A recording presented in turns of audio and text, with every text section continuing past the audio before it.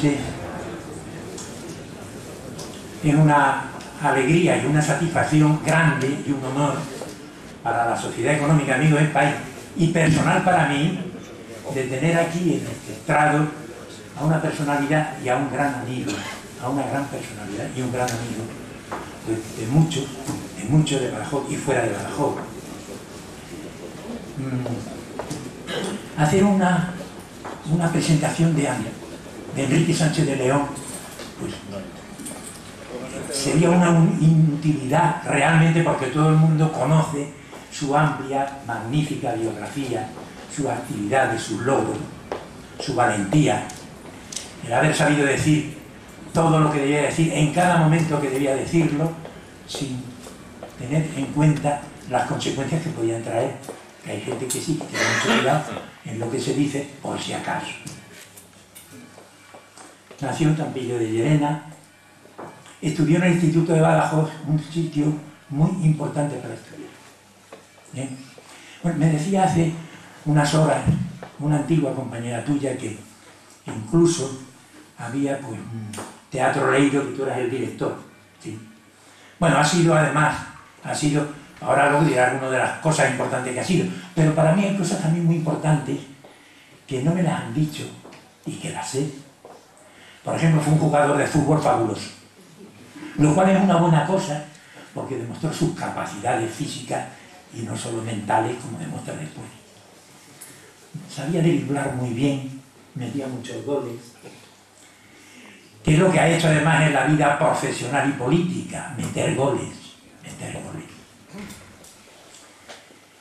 Empezó a estudiar Derecho en el CEDEU de Badajoz, cosa que nadie ya se acuerda de aquello que fue la primera aventura para conseguir la universidad en Badajoz, la primera, y luego terminó en la Complutense, como Dios manda. Claro, el licenciado en Derecho es inspector técnico de trabajo, y en trabajo, gobernación, sanidad, seguridad social, pues ha recorrido todo el campo, ese campo tan interesante de lo social, del trabajo, del empleo, de preocuparse del problema de verdad de la gente, porque el problema de verdad de la gente, salvo la metafísica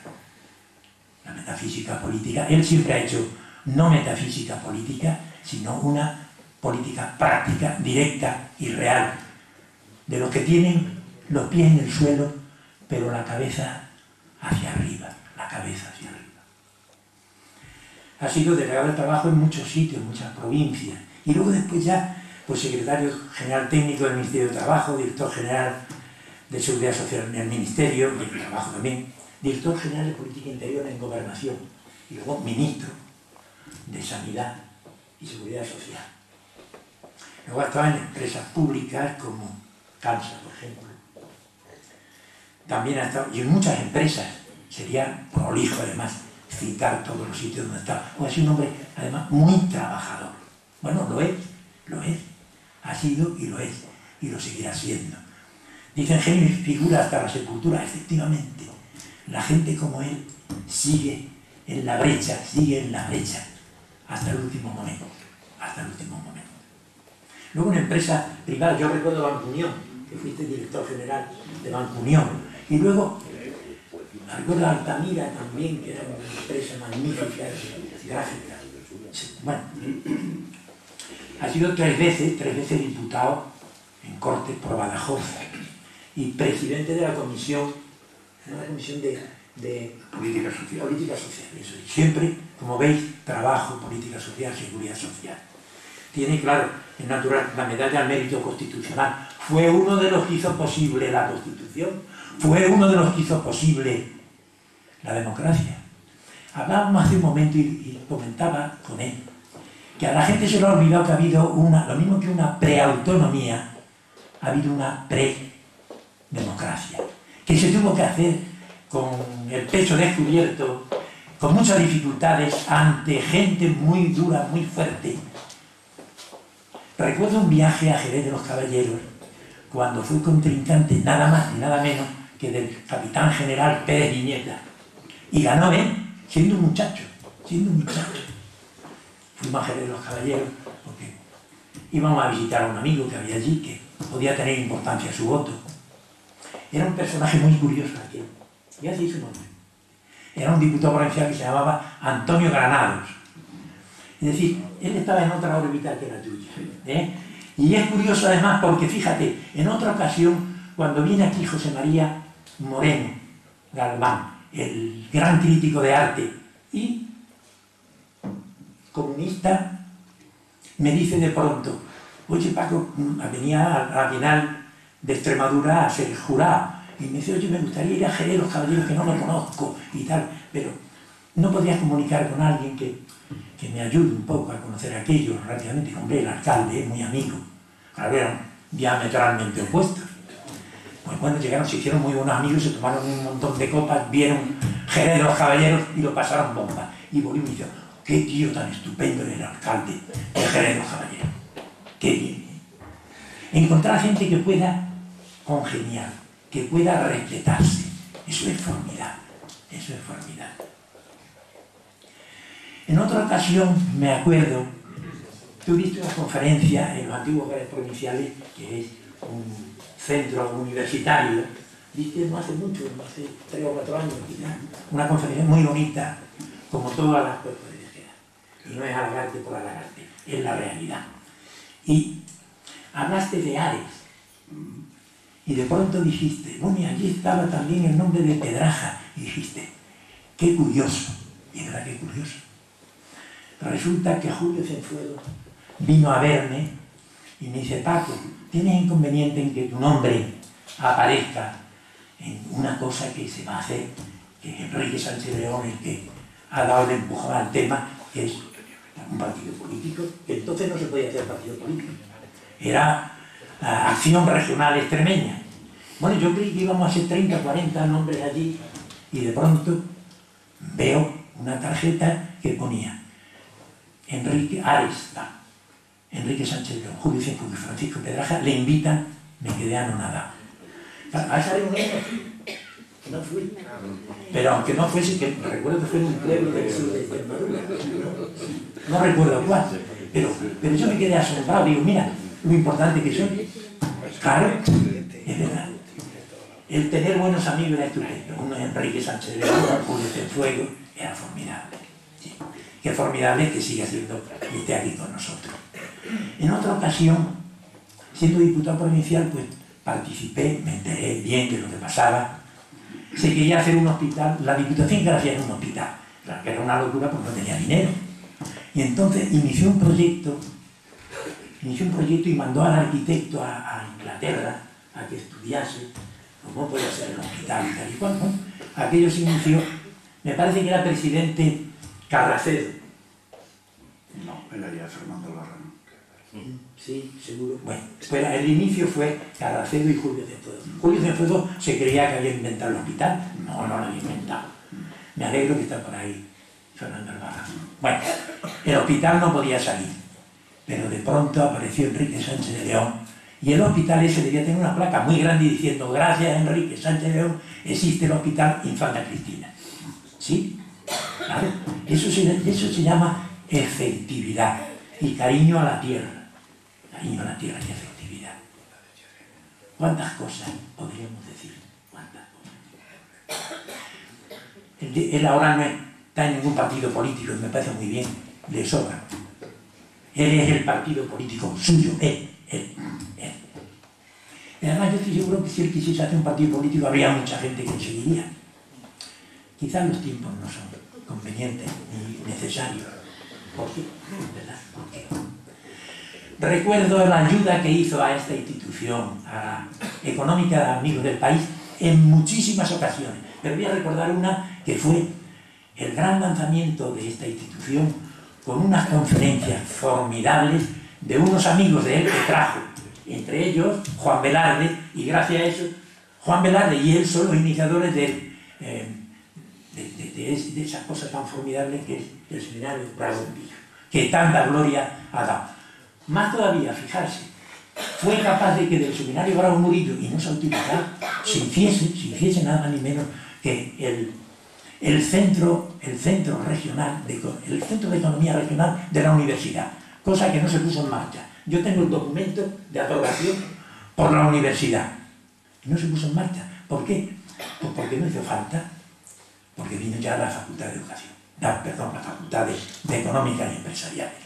Bien, podríamos estar mucho tiempo hablando, pero habéis venido a oír a Enrique Sánchez León, no a mí. Pero me tenéis que permitir que haya, quizá me he extendido un poco, me he extendido muy poco, porque él se merece mucho más. Pero vamos a escuchar sus palabras. Enrique, tienes la palabra. Gracias.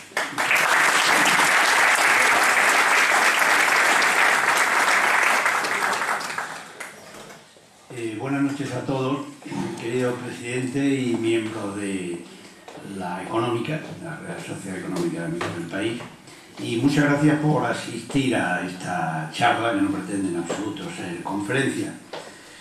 Cuando Paco Pedraja, que como amigo acaba de abrumarme, se ha pasado, como es evidente en el halago, pero es demostración de una viejísima amistad. Me invitó a lo que vulgarmente se llama dar una conferencia en esta sede. La verdad es que me llevé una agradable sorpresa, porque quien os habla, ahora que es más competente, aunque sea mínimamente que en otras épocas, eso sí, evidentemente mucho más experto, bastante menos temperamental, ya no es requerido frecuentemente para estos menesteres en esta tierra. Yo creo que es por razones de vetustez, pero vanidosamente me malicio que también puede haber algunas otras razones. Paco me insinuaba en aquella primera conversación hablar de la transición. Ya sabéis, ese fenómeno histórico que convirtió a un régimen personalista, el franquismo, en otro democrático de tipo parlamentario. Me dio, después de esa primera entrevista, en una segunda conversación, toda la libertad del mundo para decir lo que quisiera. Pero la modesta historia personal de quien os habla, mis viejos compromisos con Extremadura, hicieron que planteara las primeras siguientes reflexiones. Yo creo que no es oportuno hablar de asuntos ajenos a la tierra, y por lo tanto habría que descartar temas de preferencia personal o profesionales. No creo que con la que está cayendo ahí fuera pudieran sugestionar asuntos extraños al interés de cada día. Por otra parte, la verdad, no me apetecía hablar solo de la transición, sino reflexionar, al menos indiciariamente, sobre otros grandes temas de nuestra comunidad. Quizás por falta de oportunidades también sufro signos externos de globalización. Pues bien, agotado el tema a desarrollar en términos generales por exclusiones e inclusiones intuidas, pensé a continuación cuál debería ser mi actitud ante vosotros. Y decidí, nada de grandes propósitos, ni excelsas elucubraciones doctrinales, ni sesudas secuencias sobre el papel histórico de ideas o de momentos o de personas relevantes. Acogiéndome a aquello de Quevedo dirigiéndose a Felipe II en aquellas famosas cartas, decía: no quiero escribir advertimiento de Estado sobre imágenes de príncipes o doctrinas de filósofos, sino abreviados apuntamientos. Y opté por esto último, como dice el título de la charla. Nada de discursos retóricos para la historia con mayúsculas, ni énfasis trascendentes en expresiones de aire suficiente. Huyendo de discursos sobre la situación de España o de Extremadura, recuerdo sin embargo aquello de nuestro paisano Donoso Cortés. Vuestros votos me son indiferentes, decía él, no me he propuesto dirigirme a vuestras voluntades, sino a vuestras conciencias, que son las que me juzgan. Yo lo que me he propuesto es inclinar vuestras voluntades hacia mí y me he propuesto obligar a vuestras conciencias a estimarme. Ya sabéis, aquel famoso discurso de Donoso Cortés en el Congreso de los Diputados allá por 1850.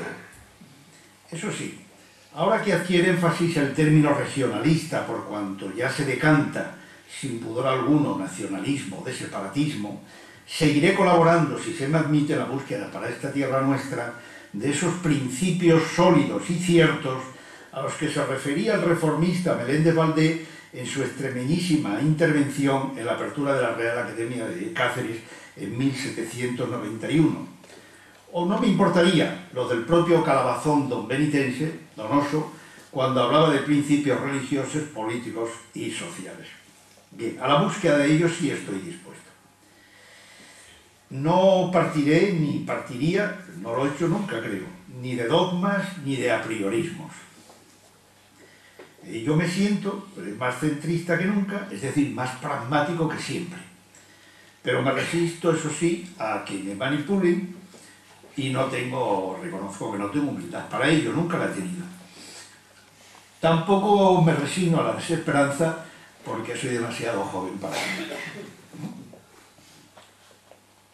Me quedo con aquello que creo modestamente, podría decir, no he podido encontrar la cita, se la requiero a los eruditos, que hay mucho aquí, de aquello que decía de un digno extremeño: en mi hambre mando yo.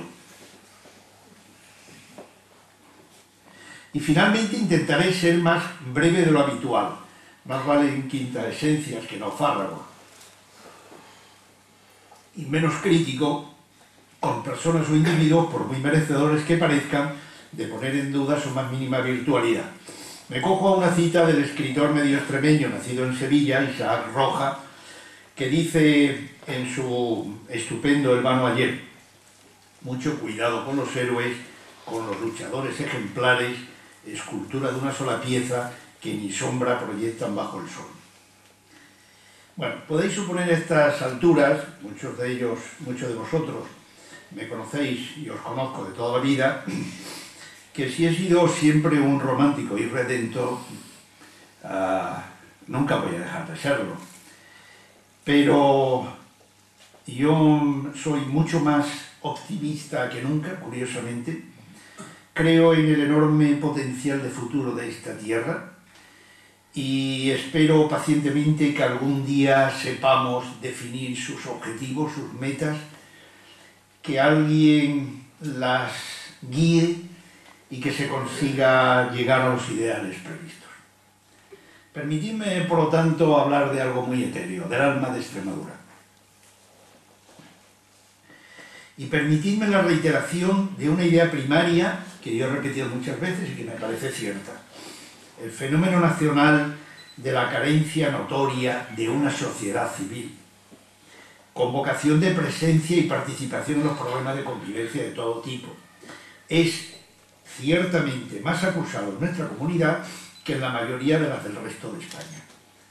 La falta de pulso en la presencia intelectual individualizada, con excepciones muy contadas, como la de esta institución que hoy nos acoge, y la ausencia de compromiso no partidista en muchas entidades culturales, sociales o depositarias de mandatos morales, es algo puesto de relieve frecuentemente. No sé si estas manifestaciones se reflejan en Extremadura de tal manera que pudiera hablarse de infarto social, en el sentido que lo hacen Fuster y San Pedro, porque probablemente sería exagerado. Pero la absorción por los partidos políticos del protagonismo, no solo político, sino social, económico y cultural, de toda actividad pública, es de tal entidad que su monopolio y sentido absorbente de todo se proyectan en el pueblo a través de cualquier cauces, incluidos lógicamente aquellos que deberían ser más incontaminables, los de la comunicación y los de la educación. Hoy por hoy no hay nadie que no se alinee ni siquiera en esos ámbitos, en principio y más o menos intensamente, a uno u otro lado de cualquier contienda del bilateralismo pernicioso en que ha ido estructurándose nuestro sistema político. Sin tener en cuenta algo todavía más preocupante: medios que por filosofía, tradición, conformación accionarial, componentes sociales u otros factores diversos podrían justificadamente ser beligerantes frente al poder, terminan proclamándose neutrales al menos por menos interés económico bajo el puro materialismo de quien paga manda, ¿o no? Y centros de alta responsabilidad, como pudieran ser las propias universidades, o vegetan o se sumergen en incapacidades de todo tipo para influir cualificadamente en la elaboración de criterios sociales y económicos objetivos y fiables. He profundizado en esta ocasión en otra conferencia hace años aquí en Badajoz. A costa de autocitarme, os relevo de reiterar explicaciones al respecto. La síntesis de lo que me gustaría decir y repetir ahora en este foro dice así: en las sociedades ocupadas por el poder político, la crítica sana se hace inviable, la intolerancia se escarrancha en todos los niveles institucionales, sufre la dignidad, aparece el miedo y la alternancia se hace muy difícil. Y permitidme dos alegatos frente a lo que está fermentando en España, porque el cultivo no es de ahora ni de aquí. Ese bilateralismo feroz en la contienda partidista, supuesto que en Extremadura también se da, porque ni el Partido Comunista ni el regionalista pesan desafortunadamente casi nada, se manifiesta de la siguiente manera. 1. Por miedo a que cada cual sea tachado de fascista u otras lindezas, nadie se arriesga a denunciar que los propios partidos pueden estar desvirtuando el sentido democrático de nuestra Constitución. No quisiera traer ahora y aplicar aquí la tesis de que el no haber apenas confrontación ideológica entre derechas e izquierdas, hoy más claro que nunca, la lucha se mantiene en terrenos cutres a buscar la metodología de acabar con el otro. Y ese otro puede ser no solo el político partidista contrario, sino aún cualquier persona, cualquier ciudadano en la tesis del politólogo Arnaud Imaz y otros partidarios de la teoría de la desaparición de las diferencias sustanciales entre partidos políticos, Ruiz Portela, Ulloa, Esparza, etc. Y de otra manera, con la perversión del lenguaje en la comunicación social. No es que con ella se compruebe, como decía García Pelayo, que quien posee la palabra adquiere el dominio del ámbito de la realidad, sino que la vivencia cierta de los pronunciamientos políticos supone a diario la constatación de un lenguaje diferenciado propio del actual sistema político que se hace a veces incompatible con el mínimo entendimiento y la racionalidad de lo que se dice e invita a su aceptación o rechace a priorístico porque ya nadie cree a nadie si es que le entiende. Y eso es lo más antidemocrático que pudiera existir. Desde esa panorámica general que puede tener y tiene sus concreciones en nuestra tierra, ciertamente nada confortable, permitidme también introducirme muy sintéticamente en la búsqueda de lo que pudiéramos llamar nuestro sitio en el conjunto de España. Es una idea obsesiva en quien os habla, como sabéis muchos de vosotros. Solo siendo muy consciente de nuestro valor real en el conjunto nacional, conociendo exactamente nuestros puntos de partida, estableciendo agrupadamente nuestros propósitos y consensuando la metodología de acceso a las metas, solamente así podría dar Extremadura un salto cualitativo en el ranking de los índices de bienestar de España. Permitidme otra vez el simplismo. Para analizarnos en cualquier clasificación, no vale compararnos con nosotros mismos en el tiempo para medir nuestro progreso. Hay que hacerlo con el de los demás. Y tampoco vale compararnos con los demás en una sola dimensión, en uno solo o aún en varios índices o cuestiones. Y permitidme la opinión, ese análisis comparativo no se hace permanente y cualitativamente como debiera ser, bien porque somos incompetentes e incapaces, tesis en principio desechable, o bien porque quienes saben no pueden hacerlo, o bien porque quienes saben y pueden no tienen púlpito categorizado para exponerlo, o bien porque a quien sabe, puede y tiene púlpito no le interesa.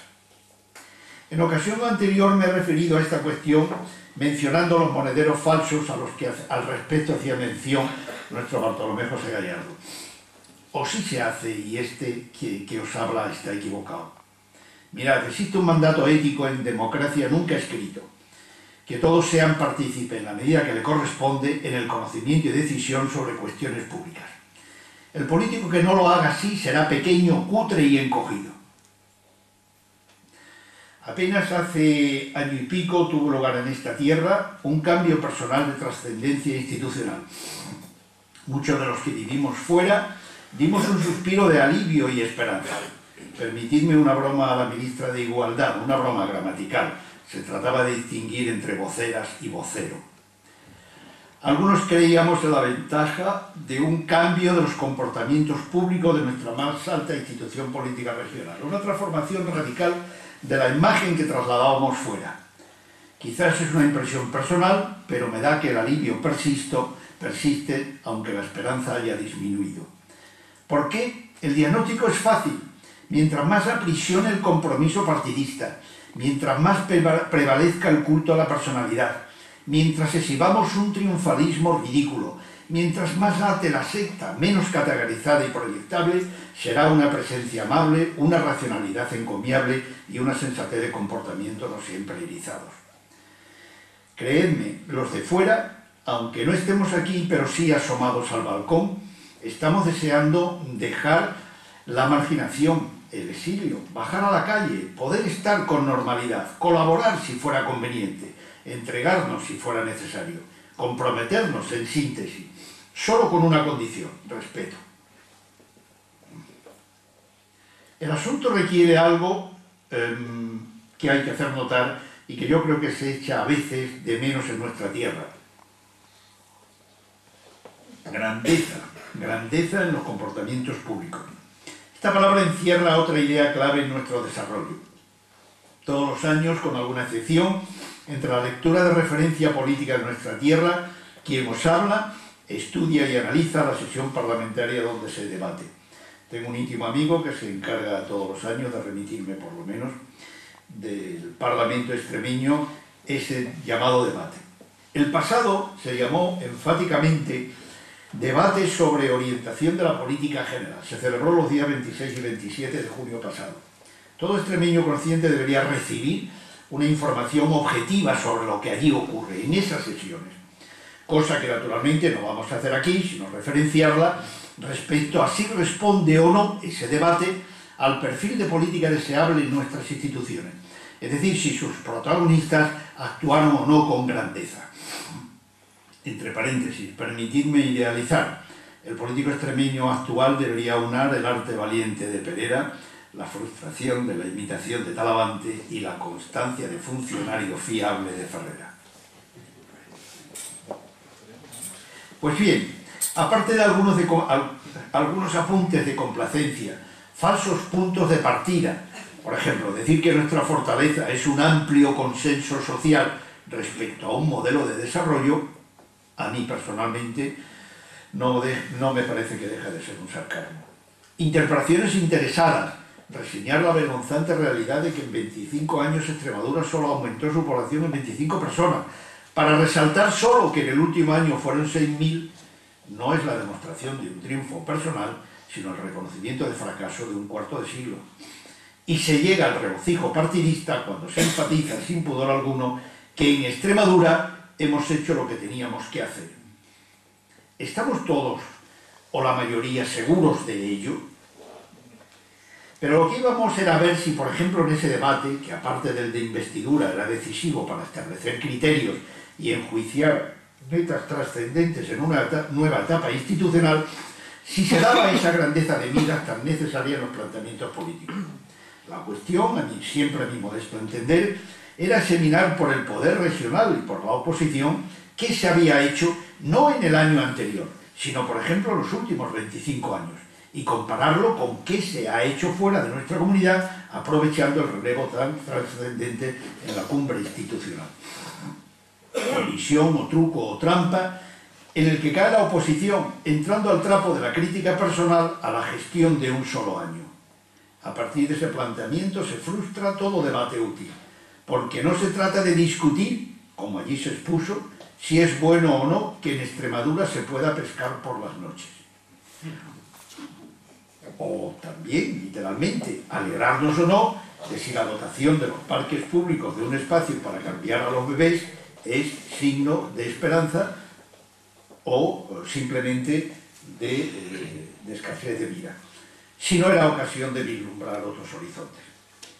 El político extremeño idealizado debería aunar el sentido forjador, dicho entre paréntesis, de la trascendencia del Lencero, el realismo agónico de Pacheco y la sensibilidad finísima de Delgado Galondo, aunque el equilibrio sobre un bastón resulte inestable. Algún atisbo de originalidad generosa, como el compromiso de construir de 7 a 9 residencias nuevas mediante colaboración pública-privada, de utopía deseable, como el plan de infraestructuras en los próximos años, o de desarrollo, planes conjuntos con Portugal, merecen apuntar en la dirección de la grandeza deseada. Pero poco más.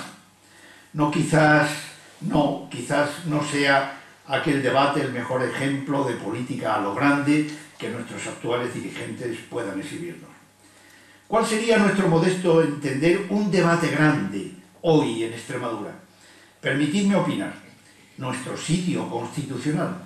Voy a intentar sintetizar la cuestión porque remedando a tales diletos muchas palabras no indican mucha sabiduría. Nuestro problema constitucional.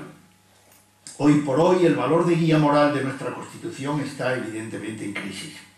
Yo no tengo reparos en reconocer que aquella se asentó más allá de una configuración ecléctica y posibilista en el orden jurídico, en una aceptación moral de costumbres, de conductas leales a sus principios. Si fallan esas conductas leales a esos principios, todo el edificio jurídico se derrumba. Pues bien, Extremadura podría sentirse cómoda de entrada en la aceptación moral de los principios incluidos en el título preliminar de la Constitución, principalmente los referidos a los valores superiores del ordenamiento jurídico, la igualdad, la indisoluble unidad de la nación española, la solidaridad entre naciones y regiones, los fundamentos del orden político y de la paz social. Pero se sentiría mucho menos satisfecha si examinase el desarrollo del derecho positivo respecto al título primero de la misma, sobre todo en cuanto se refiere al capítulo tercero sobre principios rectores de la política social y económica. Y desde luego debería ser reticente y opuesta en muchos casos en cuanto al desarrollo del título tercero referido a economía y hacienda y muy especialmente al famoso título octavo referido a la organización territorial del Estado. Solo desarrollar someramente el contenido de esas afirmaciones nos llevaría un tiempo imposible en esta convocatoria, pero dejo ahí sobre el tapete el envite de que alguien o algunos lo hagan o lo hagamos, porque es la cuestión clave, a mi modo de entender, de la Extremadura de nuestro tiempo, de la de hoy. Lo que sí quisiera resaltar es que nuestro papel ahora mismo como comunidad autónoma en estos momentos sería defender en esencia, presencia y potencia su derecho a ser iguales en términos constitucionales a las comunidades más avanzadas en cuanto a bienestar.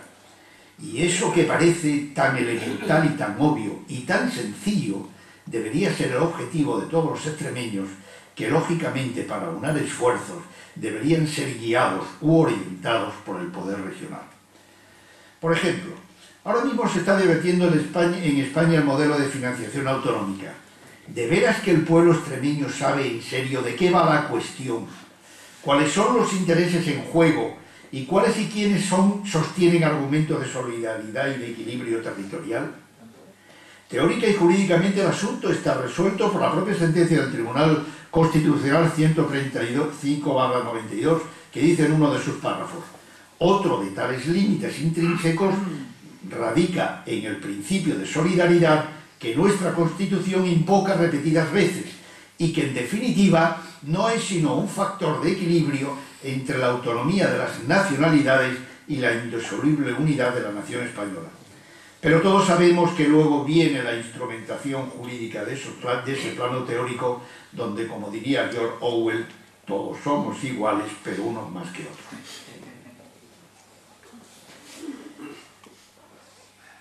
Hoy por hoy, la aplicación de los principios constitucionales que más favorecerían a Extremadura es discutida, si no en el plano de los principios, que hasta ahí podíamos llegar, sí en el derecho positivo que los desarrolla.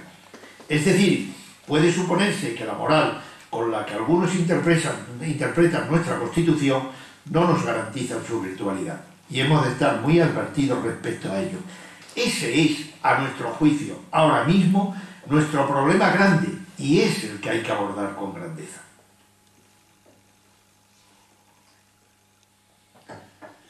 Pero cuando reflexionaba y escribía sobre esto, aún puntualmente e indiciariamente, me di cuenta de que en el fondo estaba siguiendo la petición de Paco Pedraja, porque se podía decir en pasado, hablando ya de la transición, cosas muy parecidas alrededor de una peripecia histórica de alto calado nacional y que con toda seguridad había impactado en mí mismo y en la gente de mi generación en esta tierra nuestra, la tan traída y llevada transición política de finales de los años 70 y mediados de los 80 del siglo pasado. Y terminé aceptando que efectivamente, al ser uno de los que protagonizaron aquel éxito político e histórico tan importante, y soy y somos aún responsables de su fracaso posterior, debemos contar lo que en realidad pasó allí entonces. Y acogiendo aquello del Nobel Edwin Doringer, cuando acusaba a los perezosos como yo, con aquello de si no puedes explicar a todo el mundo lo que has hecho, tu trabajo ha sido en vano, intento ahora, al menos en ocasión poco propicia, una parcial redención de las penas impuestas por la condena de un silencio irresponsable. El mío y el de muchos de entonces. Como demostración, hace unas pocas semanas, una tercera de ABC se refería al silencio de la transición con referencia concreta a los más directos colaboradores del presidente Suárez. Y es evidente que ni este cuando pudo, ni yo mismo que puedo, nos hemos ocupado de tan necesario menester histórico. Mea culpa por tanto. Porque la primera idea que quisiera exponer al respecto es que la verdadera y objetiva historia de aquel periodo está por describir.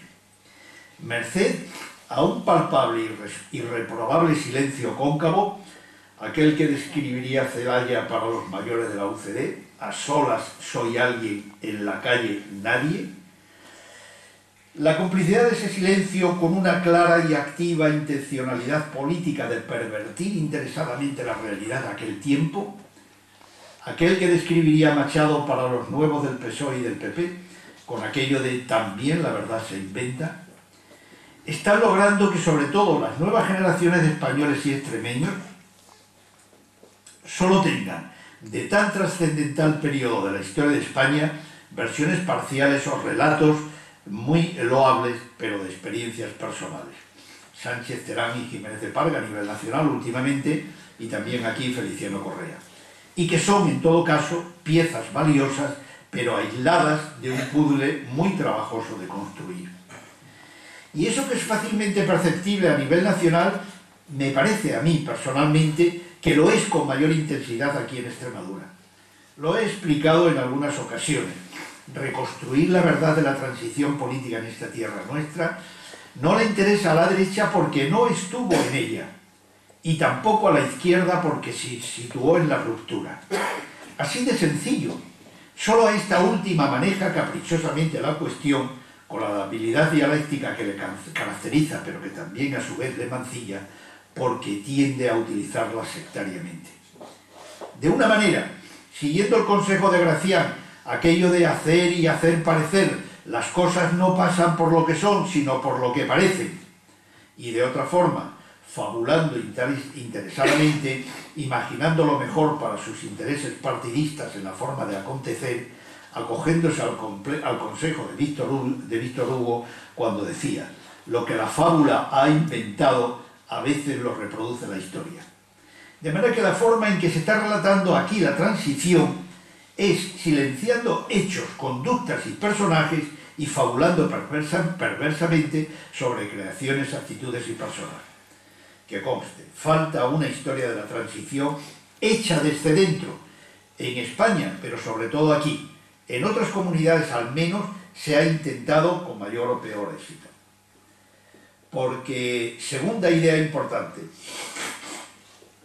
la transición política se impulsó prioritaria y principalmente por las gentes de dentro del régimen, con la derecha en contra o inhibida, o luego cobijada en UCD, y la izquierda en la ruptura, la revancha simulada y la pose del progreso y la modernidad.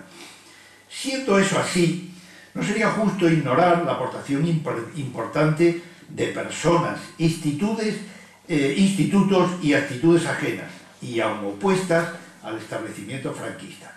Miren, por ejemplo, en Extremadura.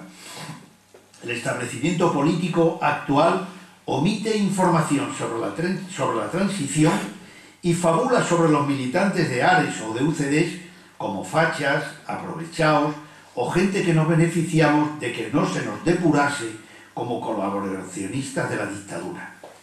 Todos, los que eran funcionarios, los cargos políticos, aunque fuesen por elección, los que con la opinión pública que fuese tuvieran algún tipo de responsabilidad. ¿Saben cuál era la realidad? Pues que algunos reformistas en aquellos momentos ya manejábamos resortes importantes del poder, mientras muchos dirigentes actuales de la izquierda encabezaban las manifestaciones callejeras a mediados y finales de los 70 al grito de España mañana será republicana, con la pretensión de la dictadura del proletariado, la nacionalización de los bienes de producción o la estructura federal del Estado, etcétera, etcétera.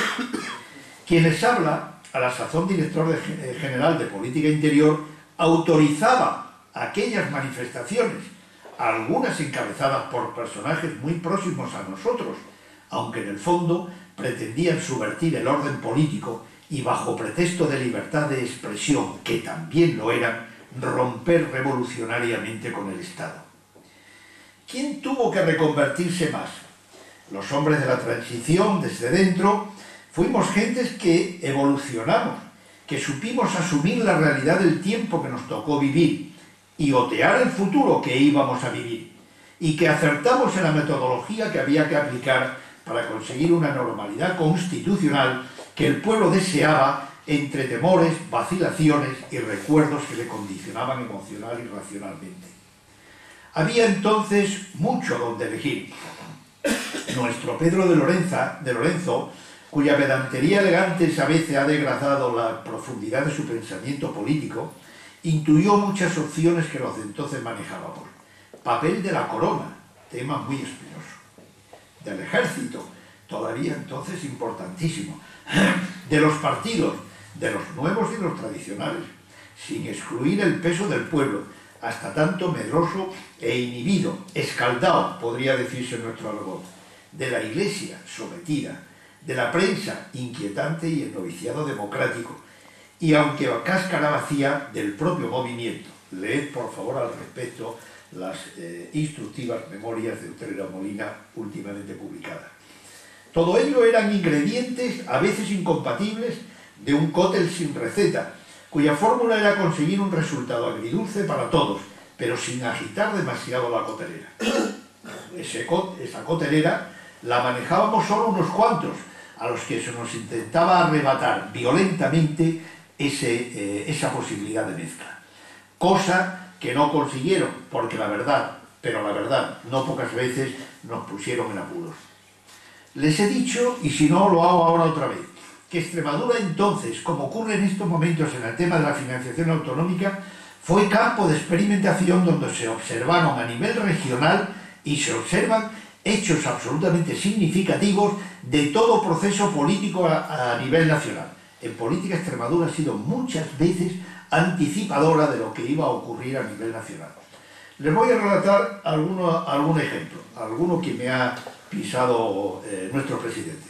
Por ejemplo, he dicho y reafirmo que la transición y la reforma la impulsan y la hacen conjuntamente con otras personas y entidades y grupos, principalmente las gentes de dentro del sistema. Por eso las historias de esa transición, hechas por los de fuera, incluidas las de Vitoria Prego, se empeñan en que todo comenzó con la Constitución de 1978, cuando en realidad su preparación venía forjándose, silenciosa, pero eficazmente, intramuros y desde hacía mucho tiempo. Por ejemplo, en Extremadura, el giro histórico reformista es fácilmente apreciable en las conciencias de quienes participaron en las elecciones a consejero nacional y procuradores en Cortes nada más que en 1971, en las que un atrevido joven proveniente de Juventudes y del SEU, a niveles provinciales, se enfrentó atrevidamente y a cara de perro electoral con todo un capitán general de Cataluña muy digno candidato no solo del ejército, sino del movimiento y del gobierno. Y recordar quién ganó, no una persona que también, sino una actitud absolutamente insólita de carácter reformista. Y en aquella ocasión, como otras muchas, esas elecciones se hicieron de forma clara, transparente, de forma contundente y democráticamente. Y como otro ejemplo de ello, a nivel nacional, la Constitución, con el frustrado aperturista Arias Navarro en el año 75, de una comisión mixta Gobierno-Consejo Nacional, donde se alinean claramente los del búnker y los de la Reforma, cuya historia está sin tratar y archivada, constituida de otro episodio importantísimo dentro del sistema político, hoy interesadamente olvidada. Los jóvenes consejeros nacionales Suárez, Martín Villa, Orejas, Ruiz Gallardón, el tío de Alberto, Cabello de Alba, Ortiz Ordaz, Cisneros, Palomares, Miguel Primo de Rivera, Navarro, Franco Pascual de Movil, Anguera, Adán, Martínez Emperador y yo mismo, entre otros muchos, al lado de aperturistas no tan jóvenes como Pedrosa Lata, intelectuales como Torcuato Fernández Miranda, el Martín Esteruela de los primeros tiempos, Fuello, Herrero Tejedor, junto a aportaciones puntuales de otros muchos, posibilitaron una reforma prudente, cuyo principal enemigo no estaba en la calle, como se pueda decir y se manifiesta ahora, ni en el exterior, ni en las manifestaciones, ni en los incipientes partidos políticos o sindicatos, ni en los cantautores, ni en los intelectuales más o menos progres, ni siquiera en los periodistas. Permitidme el aval de estas afirmaciones por parte de quien os habla, que era en aquel momento, como os he manifestado, director general de Política Interior en el Gobierno de España. Ese enemigo, el involucionismo, estaba inmerso en el establecimiento político e ideológico, y lo conocían muy bien los reformistas, y supieron vencerlo de la única forma que podía hacerse, desde dentro. Ese grupo de reformistas, que a niveles provinciales eran muchos e innominados, provenían del pueblo, se fajaban en elecciones y conocían uno a los electores, pero comprobaban a diario, no por ser expertos, sino por reflexión y conocimientos históricos, que serían imputados ya desde el primer momento por la izquierda de perros con los mismos collares, oportunistas y fachas reconvertidos, y de desleales, peligrosos, iconoclastes y traidores por la derecha. No eran una delegación de cenáculo madrileño alguno, pero tampoco tenían identidad propia e independiente, sino solo, acaso, la vía intelectual de algunas atrevidas intuiciones del momento, y aparecían como la limpia cosecha regional de una inquietud palpable a nivel nacional, que planteaba qué iba a ser de este país después de Franco. ¿Quiénes eran esos reformistas en Extremadura? No pueden esperar de mí aquí y ahora un relato al estilo de mesoneros romanos en Memorias de un setentón. Sí les diré con rotundidad.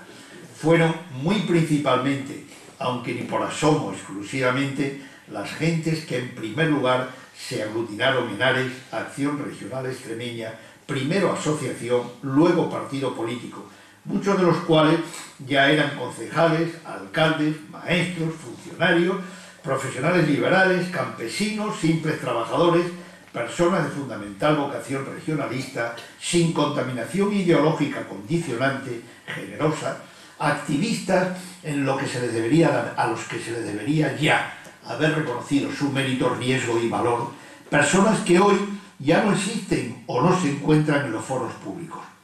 Son tantos que solo la lectura de su nómina nos ocuparía todo el tiempo de esta tarde. Están en la fosa común del anonimato glorioso. Permitidme como ejemplo solo la referencia a uno, también mencionado por Paco, porque ya a dos sería injusto respecto a todo lo demás. Y dejadme recordar ahora mismo la figura inconformista, elegante, sensible e inteligente de Julio Cienfuegos, que debería erigirse quizás como el símbolo regeneracionista de todo tiempo extremeño. Junto a él hay tantas biografías, insisto, hoy olvidadas o desconocidas, que conforman un universo irrepetible, con muchos nombres en cada pueblo, en cada ciudad, que no sabría ahora mismo ni cómo honrar ni cómo venerar. Si acaso, permitidme una licencia para representar en distintas profesiones y procedencias a tres de los mejores alcaldes de la provincia de Badajoz del siglo XX. A Luis Movilla en la capital, un hombre de cuello blanco, de Acción Católica. En los pueblos al inolvidable Pepe Aránguiz, inefable social liberal, alcalde de Mérida. y al de mi pueblo, Antonio Fernández Otero, un hombre del movimiento enterizo, claramente alineado con el futuro. Y a dos de la provincia de Cáceres, a Jaime